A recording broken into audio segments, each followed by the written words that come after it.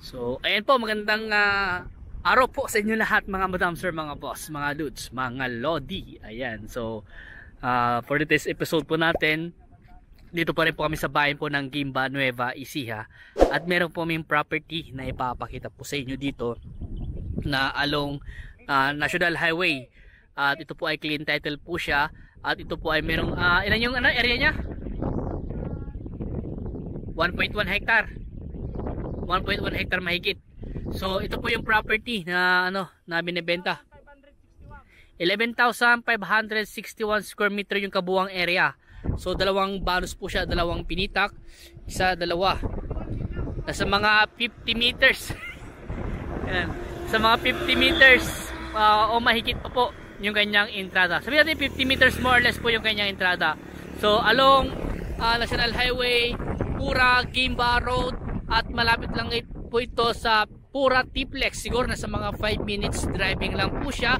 Ito po yung way na papunta po sa Pura, Tarlac at sa Tiplex.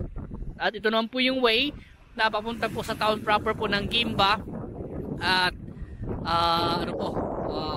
sa Palengke, papuntang east part ng Nueva Ecija, papuntang Cabanatuan, papunta rin pong Pangasinan po sa part na yan. Pwede rin po dito papuntang Pangasinan. Tsaka malapit lang din po dito yung SM Herona na ginagawa pa na po sa ginagawa pa lang. So malapit na po sa SM Herona. So itong property na to ay clean title po siya, buhay yung nakapangalan, no extrajudicial.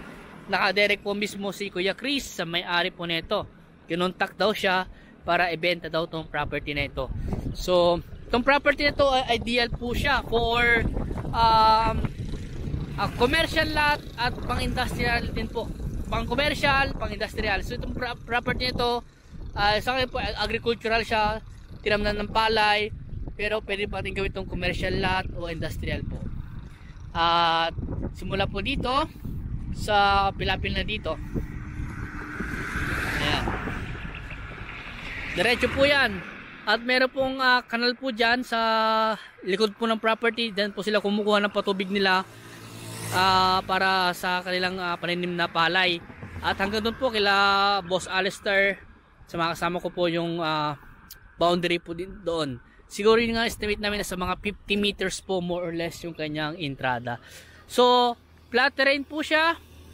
At yun nga lang po, medyo mas matas konti yung kalsada. Kaya pag kayo po nakabili, kahit konting tabon lang po siguro to kung dito sa part na harap lang, tapos sa likod gawin mo ng farm. Pero depende po rin po yan.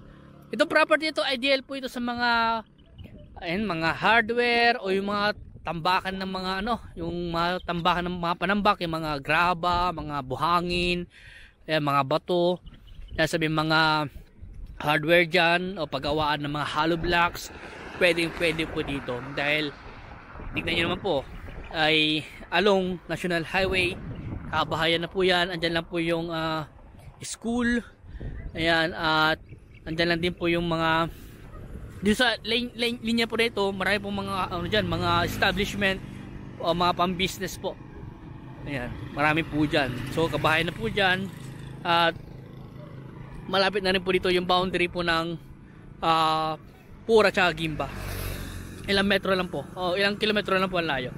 At ito nga po ay maganda po siyang i-develop sa ganung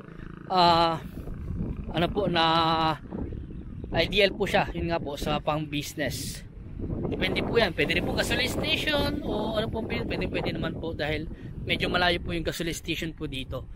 Sa mga naghanap po ng ganun, baka ito na po yung hinahanap po. So hanggang pa po yung kanyang boundary, diretso po yan. So yung mga katabi po niya na ani na, kaya siya na lang po yung natitira. Ilang days na lang anihin na po ito, or pwede nang anihin. So irrigated siya, boss, irrigated pa po itong property na ito. Yun nga po sabi ko dun sa bandang gilot, sa may likod po niya na mayroon pong kanal po doon na pinagkukuhanan po nila ng patubig po nila. At ang source of water po dito nawasa, at pwede rin po deep well. Hindi ko lang po sure kung meron na po deep well na kisol, baka wala pa. Or kung wala pa, magpapa-install tayo kung sakasakali. Yung source water niya sa likod. Ito ginagawang subdivision. Tapos dito sa harap po ng property ay po ginawa pong subdivision po ito. Sinag-divide na po yung lote po dito, binibenta nila ng per lot, pero hindi po namin hawak yan. Ayan. So ito lang po yung aming binibenta po dito sa part na ito. At maganda po siya para sa ganong business. Yun nga po sabi ko, mapang hardware, gasoline station, o ano pa na pang industrial, commercial po na business. Ayan. So kung may katanungan pa po kayo regarding po sa property na ito, ayan. At magkano pala yung presyo? 700 per square meter pala. Ayan. 700 per square meter po yung kanyang presyo. So 1.1 hectare, tapos 700 per square meter, along National Highway pa. Wala pang 1,000 yung presyo niya. Kaya sa mga naghanap po ng ganito, baka ito na hinahanap nyo. Ayan. So kung gusto niyo pa i-negotiate yung price, kausapin na lang din yung mismong seller, dahil nakadirect lang po yung isang kasama namin, si Kuya Chris o si Boss Chris. At ang sabi po niya, 700 per square meter, sagot daw po ni seller yung capital gain tax at porsyento ng ahente, at malinis po ang kanyang titulo. Ayan. At kung gusto niyo pong kung may ibang katanungan pa po kayo regarding po sa property na ito, tawag na lang po kayo sa akin para masagot ko po, at pwede ko po itanong sa aking kasama. At kung gusto pa i-negotiate yung price, yung mismong seller po ang kausapin po natin. Sa mga nagtatanong po kung magkano yung last price, hindi po namin masasabi. Mas maganda po kausapin natin yung mismong seller. Ayan. So hanggang dito po muna, at maraming salamat po sa inyo lahat, at God bless po.